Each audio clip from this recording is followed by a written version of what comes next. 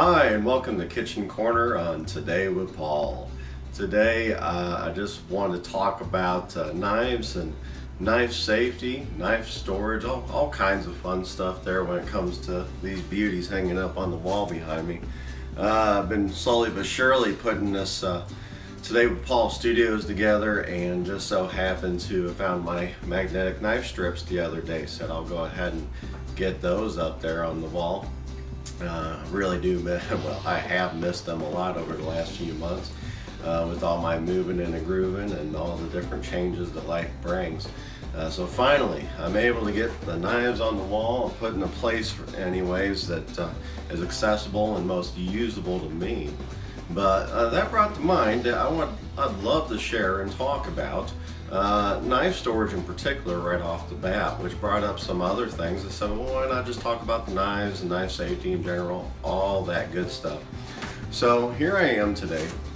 We got these magnetic knife strips on the wall here, and as you can see, the knives just sit on there beautiful. It's not like they're sitting right on a magnet. You got these little metal rails that are raised up just a little bit above the magnet that's in the middle here, and hopefully you can see that. You know, do the best we can with movie magic here. But you can see I got a wide variety of knives there. But you might say to yourself, well, why would you want a magnetic knife strip? I grew up with Mom with the old cotton board style chopping block knife block deal, and it matches the set and all that. And it's neat, it rests on the counter just nicely nestled in wherever you put it. But you know, there's a few reasons. You know, number one thing I'm going to say with anything you do with your knives, make sure they're nice and dry when you put them away. That'll prevent a lot of issues. But with that being said, some of y'all, you know, we get busy, and so you're not going to make sure they're perfectly dry. You put them in the knife block set. Well, guess what? Any moisture left on the blade is still on the blade, and now it's transferred into your knife block. So you got possible issues with mildew, hopefully not mold. So there's one thing for you there. Another option a lot of us chefs use, because you never know where you're going to be next. You might have another job you're going to. Would be one of these nice knife rolls here, and as you can see, just like in the movies where you see the action hero going, it rolls up. You got this little strap for dangling and dangling off of yourself. We'll open this puppy up for you. This is a nice little roll I got with my Dexter Russell knife set. So there you go. Shout out to Dexter Russell. Came with just about everything you could ask for. There you go. Comes like that. You got a little flip top there. And then what happens is you slide your knives down, and hopefully not cut yourself, mind you. That's how this little beauty came about. First time owning this. And just so happened that beautiful big old Dexter Russell chef knife up there, this one right here, these puppies came real sharp. These are some good quality knives, no doubt, and I'm not knocking any other company, mind you. That's just I love those knives. Comes with a hone. So let's go ahead and get this out of here. Actually, stop playing around with all that. Now here's a hone. We'll get to that here in a little bit. So there's another option. There's a nice little option for you on the go. And then of course we got our magnetic knife strips. Well, you know, to get back to this moisture issue, well, if there's any moisture left on these, you may develop a little bit of a rust spot, you know, and that's not fun at all. And there's ways to deal with that, and it's not really all that crazy. But also they're going to air dry. Okay, so they're not stuck in a enclosed environment. They're going to air dry, and everything's going to be hunky-dory. So there's a safety issue for you right there, as far as keeping things nice, safe, and sanitary, more so sanitary. But let's talk about different types of knives as well. How about that? We got us a complete set here by some standards. I just looked up today just to back myself up on which kind of knife was what, but what we're talking about the butcher knife up here, paring knives right there. We got the good old chef knife right there. That's invaluable. Everybody's gonna want one of those. And I was really getting, I said to myself, well, what's the utility knife exactly? And you know, I've got the feeling But this one right here, the Chicago Cutlery, is actually my utility knife. And the real difference is the size, and you're gonna see the size difference, but also seems to me, because this has more of a I don't know, I guess a larger gap there, and where this has more so, it's got this little backstop and it kind of, I don't know. But I was looking up, this would be considered more so my utility knife, and of course, like I said, my chef knife. Put those back up, and you see how, sorry about turning my back to you, don't do that on camera, but you can see how easy they go back up there too. We got our Sanitation knife here. That's how I pronounce it. Pronounce it how you like. This is, from what I've seen and from what I've used, been more so useful for a lot of quick chopping, rocking and chopping. You can kind of see that curvature of the blade on the bottom, that belly of it. I think in some respects more so known, associated with Asian cuisine. So we'll go ahead and put that back up there. Won't turn my back to you this time.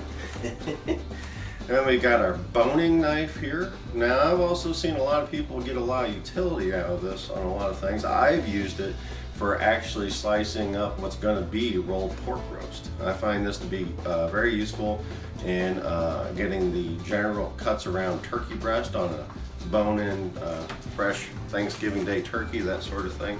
Getting around bones and bone-in ham and all that. So there you go with that. That nice boning knife there. I guess, well, that's exactly why it's called that, isn't it? Well, and we got our offset handle bread knife here. And look at that beaut. Well, believe it or not, for any of you all just own a regular bread knife, that's awesome. I just so happen to have grown up around this in recent years in the kitchen on an everyday basis, and it just so happens to ergonomically work out best for me. I love it. Wouldn't want to go with anything else, except for there's a couple other serrated blades out there I like, but I'll talk about them some other time if I get an opportunity. We're going to talk about knife safety. So in the standard kitchen, when people are walking around the kitchen, you're not going to walk with the knife out like that.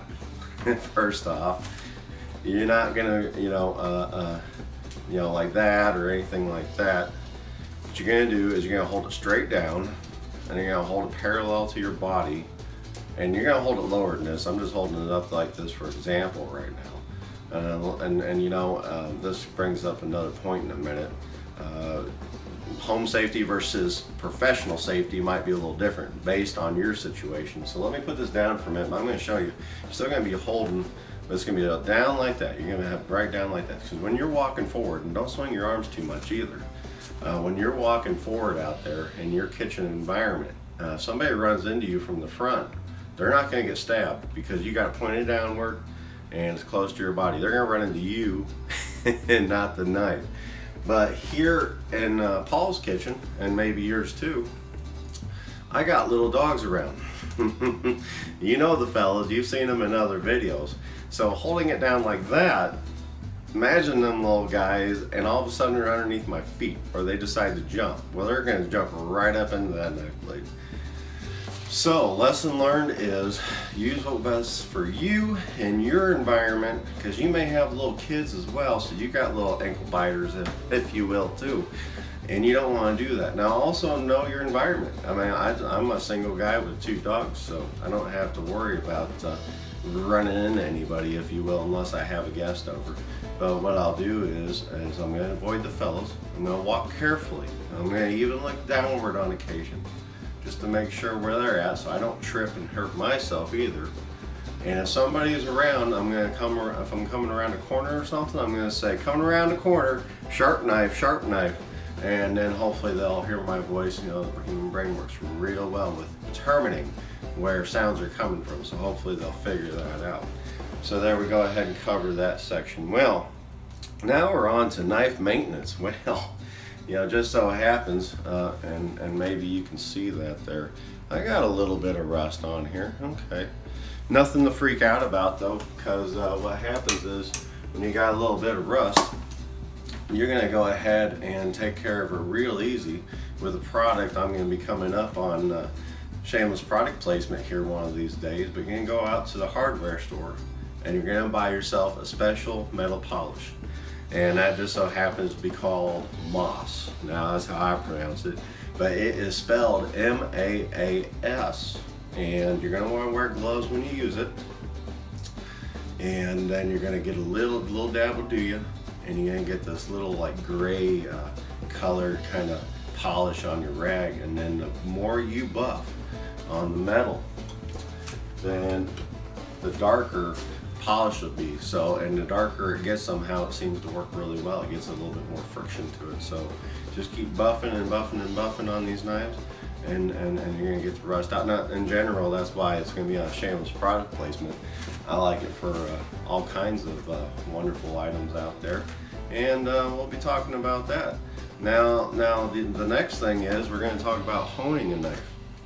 So we take care of our rust, but now we want to hone the knife. Well, this is going to be something you're going to develop slowly but surely as time goes by, and hopefully you get proficient at it, because it's a real easy. And believe you me, I understand. I was there at the beginning too, so I was scared out of my wits about ruining a knife edge. But once it starts getting dull, it's not fun.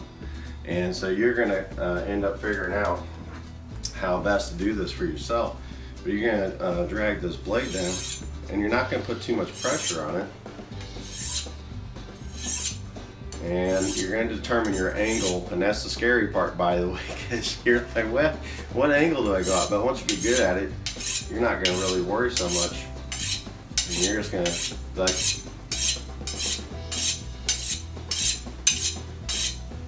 yep, feels good. Now the trick is you're going to do side to side even amounts. So if I start on this side and I do one, and excuse me for pointing the knife in the camera, don't mean to scare you out there, but we're going to go ahead and even it off on the other side, because it's an even process. And once you get proficient, like I said, it's going to be no deal. And maybe you buy a cheap knife and practice on it. You know, get one of those been sitting in I don't know, hopefully not just sitting in a random cabinet amongst a bunch of other utensils, but safety first. But you know, grab that one that's been sitting neglected by the wayside. There we go, we'll say that. Now, as far as the safety part of this, well, okay, we got us some industrial rust remover polish on our blade, and then we just honed this puppy. And guess what? Now the whole point of honing is we're actually kind of taking some metal off the blade. So now we got a little bit of metal shavings on there. Well, so what we're not going to do is put that back up there. Yeah, I'm not going to be cutting into my meat or chopping my vegetables with all kinds of metal bits that are going to get inside there. So you're going to wash this again. You're going to wash it again, and then you're going to dry it off real good, because now you got a nice rust-free sharp blade, and you're going to put it right back in circulation. So that is the trick. Also for you, you're all going to figure it out. We talked about this. We got the utility knife here, chef knife up there, bread knife, bone knife, you know, the butcher knife. I don't really butcher meat too much or nothing, but you got your knives for each one has a proper use. Use the tools of trade, you know, the right tool for the right job, and you're going to figure that out. Who am I to tell you that you need a chef knife for, you know, if you, I don't know, maybe it works for boning for you. I don't know. Chances are some of your knives ain't going to be sharp enough to get through that bread though, so good luck on trying to push that issue. But anyways, I hope this has been informative to you. I want to thank you for sharing, liking, and subscribing, and I hope to catch you next time. Peace.